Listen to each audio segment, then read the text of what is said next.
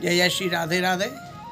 मैं रामहरि गोस्वामी ब्रजराज अमृत की ओर से आपको आज लेकर के आए हैं राधा रानी की क्रीड़ा स्थली गह्वर वन। ये ब्रह्माचल पर्वत है, आप देख रहे हैं मेरे पीछे में। और यहीं पे भगवान शंकर ने जो अपना शंख रखा है, उसी शंख शिला का आज आपको दर्शन कराएंगे। वो 5,500 वर्ष पुरानी शंख शिला है। ये द्वापर के समय की है। द्वापर को निकले हुए 5,500 वर्ष से थोड़ा ऊपर हो गया है, लेकिन ये उसी समय से यहाँ गह्वर वन में रखी हुई है। जिस समय महाराष्ट्र हुआ है वृंदावन में, उसी समय भगवान शंकर महाराष्ट्र के लिए आए हैं।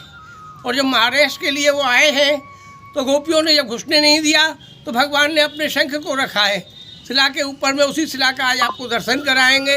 आप प्रेम से दर्शन करेंगे और राधा रानी का कृपा से आपको शंख शिला की ओर ले चलते हैं। एक समय मद में मदान होकर के कामदेव पृथ्वी के ऊपर में विचरण कर रहा था। उसी समय कामदेव की भेंट नारद जी से हुई। और नारद जी से भेंट होने के बाद में नारद जी से कामदेव ने कहा कि तुम मेरे साथ युद्ध करो। नारद जी ने कहा भैया मैं किस बात का युद्ध करूं तेरे पास में, मेरा तेरा कोई झगड़ा हुआ नहीं है, तेरा मेरा कोई बंटवारा नहीं है, मैं किस बात से युद्ध करूं। बस उसी समय कामदेव ने कहा या तो युद्ध करो, और युद्ध नहीं करते हो तो मेरे बराबर का कोई योद्धा बताओ जिससे मैं युद्ध कर सकूं। तो नारद जी ने उसी समय ठाकुर जी को बताया कि तुम जाओ ब्रिज में चले जाओ, वहाँ ब्रिज में काला काला गौए चरा रहा होगा नंद का लाला, और वहाँ जाओगे तो नंद लाला से आप युद्ध करें, वो आपको शांत करेगा।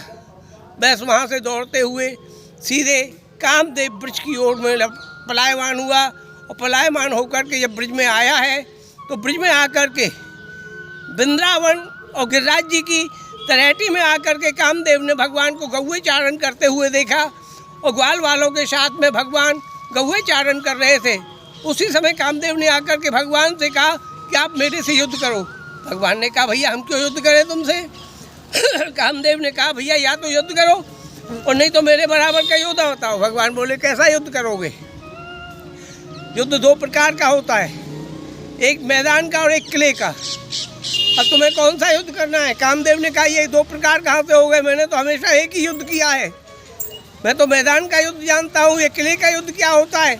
भगवान ने कहा किले का युद्ध वो होता है पूरे ब्रजमंडल की गोपियाँ होंगी और एकमात्र पुरुष मैं होऊंगा। कामदेव ने कहा मैं उसी युद्ध को करूँगा। तो उसी समय भगवान ने कहा कि तुम शरदरात्रि के दिन आना, मैं यमुना किनारे गोपियों के साथ में महाराष्ट्र लीला करूँगा। और जब मैं महाराष्ट्र लीला करूँगा उसी समय आकर के सारी गोपियाँ होंगी, एकमात्र पुरुष वेश में मैं हूँगा। बस कामदेव उसी समय आया है। भगवान शंकर अपने कैलाश पर्वत पर बैठे हुए तपस्या में थे। और तपस्या में बैठे हुए भगवान शंकर को पता लगा कि मेरे अनादिकाल आदिदेव भगवान श्री कृष्ण वृंदावन में यमुना किनारे अपनी लीला कर रहे हैं, गोपियों के साथ महाराष्ट्र लीला का आनंद हो रहा है और मैं यहाँ बैठा हूँ, इस आनंद से वंचित कैसे रहूँ। भगवान शंकर उसी समय चल दिए। लेकिन जब भगवान शंकर महाराष्ट्र के लिए जाने लगे तो गोपियों ने दरवाजे पर रोक दिया कि बाबा रुक जाओ, अभी आप कहाँ जाओगे, ऐसा कोई नहीं है यहाँ स्त्रियों का प्रवेश है, पुरुष का प्रवेश नहीं है। भगवान शंकर के नागों को देख करके गोपियों ने जब रोका तो भगवान शंकर ने कहा मेरे को कैसे प्रवेश मिलेगा। गोपियों ने कहा कि आप लहंगा फरिया पहन करके आओ। तो लहंगा फरिया पहन करके 16 श्रृंगार करके भगवान शंकर आए हैं। लेकिन 16 श्रृंगार करने के बाद भोलेनाथ अपने शंख को अपने साथ लेकर के आ गए। गोपियों ने शंकर जी को फिर रोक दिया, कहा कि बाबा ये शंख लेकर के आए हो, ये शंख स्त्रियां नहीं रखती, ये शंख जो सूचक है वो पुरुष का सूचक है, आप पुरुष हो, इसलिए शंख को रख कर के आओ पहले, फिर स्त्री बनकर के अंदर प्रवेश होगा। तो भगवान शंकर ने वहीं से एक शिला के ऊपर में जो अपना शंख रखा है वो ये शंख है। कोई भी आर्ट्रेस इस शंख को बना नहीं सकता, कोई इसको कहीं से भी बना नहीं सकता।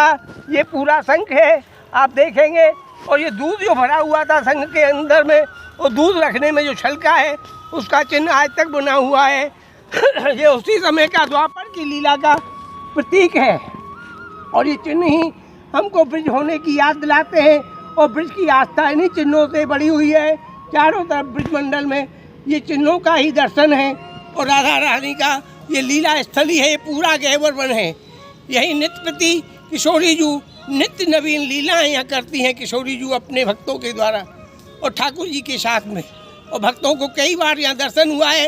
ये आप जो वृक्ष देख रहे हैं, ये सब साधु संत जिन्होंने तपस्याएँ की हैं, वो सब वृक्ष के रूप में लता पताओं में यहाँ रहते हैं। ये इस समय आप देख रहे हैं, इसके ऊपर में पत्ती नहीं है, सूखे खड़े हैं। अभी आप इसको तोड़ेंगे और तोड़ करके अगर चूल्हे में जलाएंगे तो इसकी अग्नि जलना शुरू हो जाएगी। लेकिन बारिश होने के बाद में जब बारिश होगी और इसके ऊपर में जब 2 बूंद पड़ेंगी पानी की, तो ये दोबारा से हरा भरा हो जाएगा। ये संत लोग अपनी तपस्या में लगे हुए हैं। सबको राधे राधे।